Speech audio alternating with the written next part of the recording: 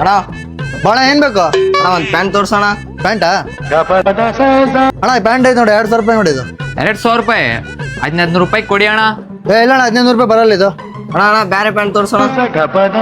Sir ಅಣ್ಣ ಈ pant 1,500 ರೂಪಾಯಿ ನೋಡಿ ಇದು. 1,500? 1,000 ರೂಪಾಯಿ ಕೊಡು. ಇಲ್ಲ 1,000 ರೂಪಾಯಿ ಬರಲ್ಲ ಇದು. ಅಣ್ಣ ಬೇರೆ ತೋರ್ಸ್ಬಿಡೋಣ, ಬೇರೆದು. ಪ್ಯಾಂಟ್ ಐತೆ ನೋಡಿ 1,000 ರೂಪಾಯಿ. 1,000 ರೂಪಾಯಿ? 500 ರೂಪಾಯಿ ಕೊಡೋಣ, ಬರ್ತದೆ 500 ರೂಪಾಯಿಗೆ. ಪ್ಯಾಂಟ್ ನಿಂದ ಅಂತೆ ಅವಂತ ಅಂತಾನೆ. ಏನಣ್ಣ ತಗೊಳ್ಳೋದು? ಮತ್ ನೀನ್ ಯಾಕೆ ಮಾತಾಡ್ತಿಲ್ಲ ಮಧ್ಯ ಸುಮ್ಮನೆ? ಇಲ್ಲ ಅಣ್ಣ ಬೇರೆ ಪ್ಯಾಂಟ್ ತೋರ್ಸೋಣ. ಸರಿ ತೋರಿಸ್ತೀನಿ ತಡಿ. ಅಣ್ಣ ಈ ಪ್ಯಾಂಟು ನಂಬರ್ 1 ಕ್ವಾಲಿಟಿ, 2,000 ರೂಪಾಯಿ ನೋಡು. 400 ರೂಪಾಯಿ ಕೊಡ್ತೀನಿ ನೋಡು.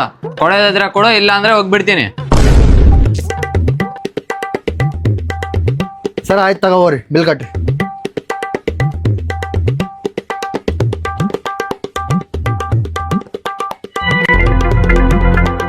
ಅಣ್ಣ ಬೇರೆ ಬಟ್ಟೆ ಕೇಳಿದ್ರೆ ಕಡಿಮೆ ಮಾಡಿಲ್ಲ, ಈ ಬಟ್ಟೆ ಕೇಳಿದ್ರೆ ಸಡನ್ ಯಾಕೆ ಕಡಿಮೆ ಮಾಡಿ ಅಣ್ಣ?